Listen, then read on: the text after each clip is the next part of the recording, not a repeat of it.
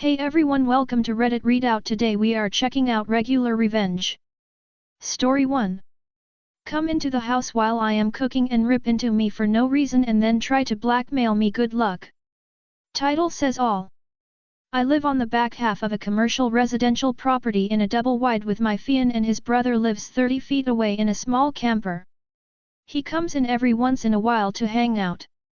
Well, today is different. Fiancé's younger brother comes in and just yips into me while I am making dinner.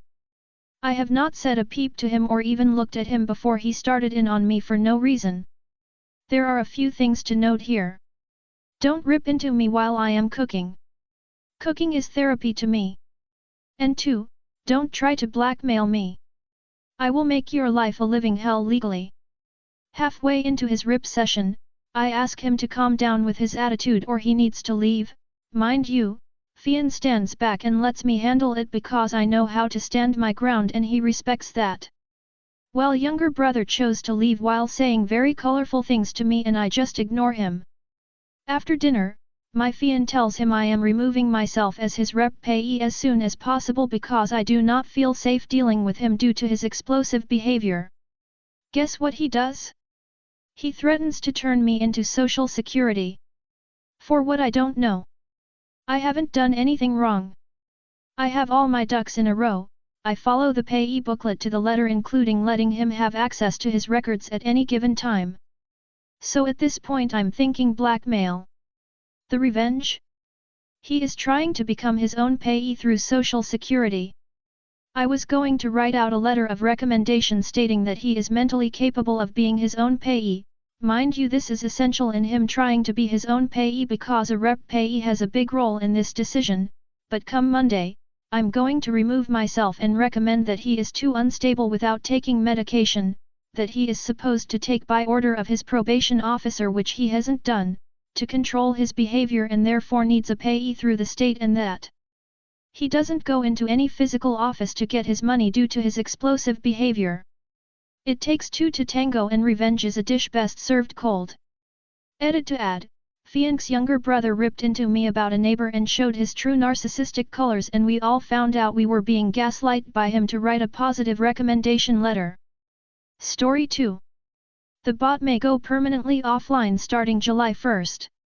You may have heard that Reddit is going to start charging for use of their API. Due to how Reddit is changing how they do things, many things are going to shut down. This includes third-party applications such as Apollo and Riff, but it also means that bots will no longer work properly without paying Reddit for use.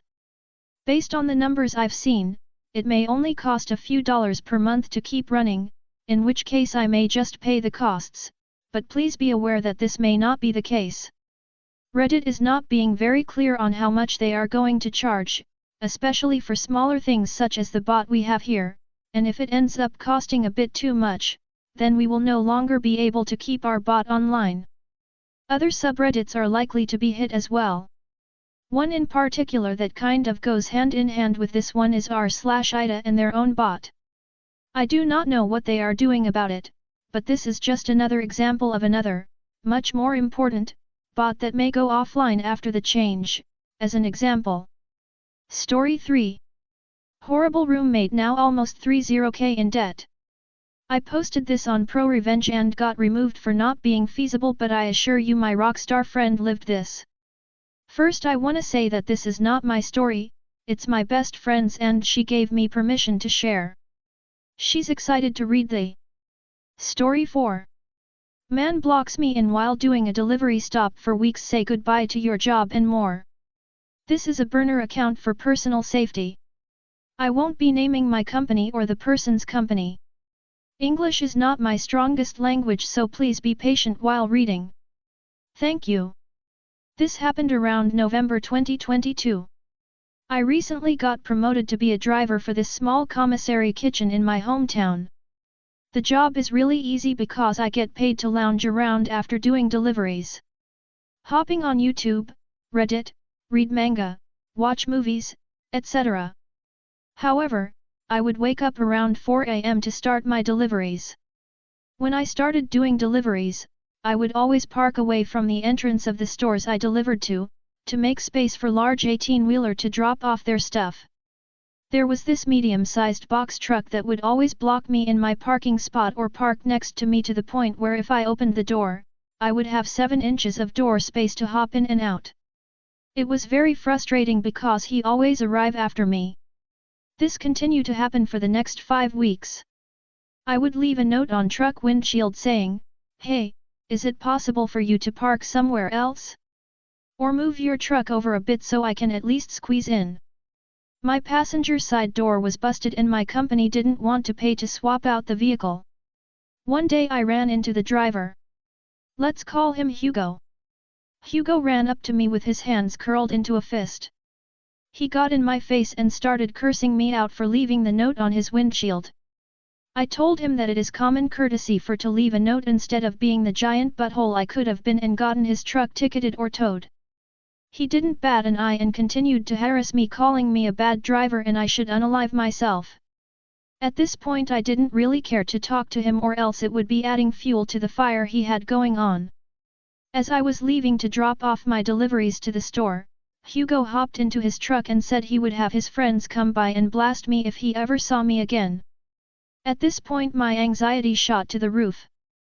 Being threatened by this man over something as small as a note on his windshield made me question a lot of things. With fear in my voice I told him to bring it on, bring your friends over and blast me in this parking lot. I will see you tomorrow same time. The next day came and I got to the store a little later than usual. Hugo's truck was parked terribly and blocked in 3 cars. I parked further away and as I got out of the van, I ran over to take a picture of his license plate and his company truck. I dropped off my delivery and look who appeared, Hugo. I shouted to him, "Hey, where is your friends? I'm still here, ain't I?" Hugo ran his mouth and said, "You got lucky, punk." How was I lucky? Man be talking out his butt. From this point on we were exchanging very nasty words as he got in his truck. I told him, "You will be losing your job soon." He scoffed and said, "Yeah right. I get paid more than you. I got more money than you, you will never amount to anything more than me." He got out of his truck, looked around for my van, ran over to it and smacked my delivery van with a tire iron. I quickly snapped a picture of his damaging my vehicle and he drove off in his truck like a madman, flipping me off and attempting to spit on me. After my drop-off, I took the time to look up his company with the pictures I took prior. I called the company and left a voicemail explaining the situation, his truck number, the time he was at the store, all the information I had at my disposal and went on my day. 2 hours later I got a call from his company and the person who called was his supervisor. Let's call her Vicky. Vicky called to confirm that what I left in the voicemail was true. I told her yes, this man at this time at the store verbally assaulted me and my vehicle. Why would I lie about this situation, miss? She verified that the person was Hugo. She told me she was in shock because Hugo was her best worker. The nicest man she hired. She was appalled at his behavior towards me. Like I said, why would I lie, miss? He has been doing this for the past 5 weeks and I finally took action with calling you now after gathering information. Would you like pictures of my damaged vehicle and his face? Vicky said no, it's okay. I quickly asked her what disciplinary action would be taken from this point on. She said their company has a 1-strike rule and with these circumstances she would write him up then fire him. She also told me that Hugo was working for this company and was gonna leave in a year or so to join the police academy. She told me that police academies have a very strict acceptance and to join the person would have no prior strikes on their employment. After this write-up, the chances of Hugo joining the police academy would be 0%. At this point I felt bad that I costed him his job and chances to join the police academy, but in the back of my mind, having someone like that patrolling the streets would be a danger to society instead of protect and serve. Vicky told me to have a great day and I asked her to follow up with my boss with the damages to the vehicle and update me on Hugo's work status. Sadly she never followed up after weeks. After this incident, I kept going about my drop-offs and I did see the same truck but there was a different driver. This time the truck was parked away from other cars and there was a different driver now. I can assume now that Hugo got fired from the company and I am very happy. Hugo, if you are reading this, reevaluate your life choices, man. Don't be a police officer. You menace to society. Story 5. Bully attacked my siblings so I broke his nose. A bully tried to beat up my siblings, so I broke his nose and got him sent to military school. I'm not really sure if this belongs in here or not, but here it goes. This story takes place a long time ago when I was around 3 to 4 years old. My family had just moved to Colorado, and my sibling and I wanted to go exploring. We went to this park just down the road from our apartment complex and played on the playground for a while. It was during the winter season, so there was plenty of snow to entertain us for a while. On our way back home, we were passing by a small frozen lake. That's when a group of 10-year-old boys came out and just attacked us. I guess they knew my older brother from school, and figured we were going to be easy targets. For this story, let's call them Larry, Curly, and Mo. Larry had sucker punched my older brother from behind and knocked him down, then proceeded to pin my sister to the ground and start punching her in the head. That's when I saw Curly and Mo running towards me with Curly saying, "Let's throw that kid in the lake." Being the little kid I was, I just froze there in fear. Seeing my brother hurt, and my sister being beaten like that, I just screamed at the top of my lungs, "You leave my sister alone!" And I clenched my fists and straight falcon uppercut punched Curly square in the nose. To say he was bleeding would be an understatement. Blood was pouring out of his nose like a fountain.